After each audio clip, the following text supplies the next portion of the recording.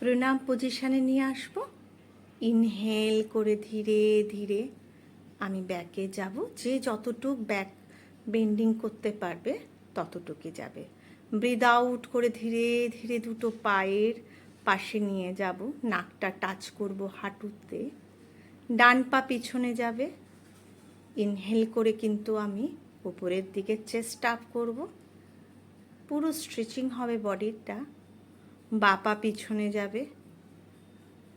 আস্তে আস্তে যতটা পারবে আমি এগিয়ে যাবে। এবার আমার হাঁটু, চেস্ট, চিন টাচ করব। ইনহেল করে আমি আস্তে আস্তে যতটা পারবো আমি উপরে দেখবার চেষ্টা করব। ধীরে ধীরে আমি দেখো পায়ের আঙুল দিয়ে আস্তে করে আবার আগের পজিশন পর্বতাসনে চলে আসলাম। এবার আমি ডান পা আমার আগে গেছিল, তাই ডান পা আমার দুটো হাতের ইনলাইনে রাখবো। চেস্ট আপ থাকবে। ধীরে ধীরে বাঁ পা নিয়ে আসবো। আস্তে আস্তে ইনহেল করে আমি পেছনে যাব। আবার প্রণাম পজিশন।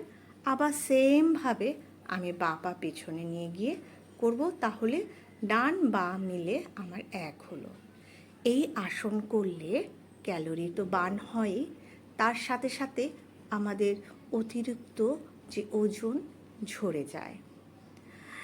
এই সূর্য নমস্কারে মন শান্ত থাকে, ভীষণ আমাদের রিল্যাক্স করতে সাহায্য করে, টেনশন কমায়, মনের উপর যে চাপ থাকে সেটাকে নিয়ন্ত্রণ রাখে, আমাদের শরীরে রক্ত সঞ্চালন বাড়ায়, হৃদযন্ত্রের কার্যক্ষমতা বাড়ায়, আমাদের শ্বাস প্রশ্বাস ক্ষমতার উন্নতি হয়, আমাদের মস্তিষ্ক তীক্ষ্ণ হয়, বুদ্ধি বাড়ে।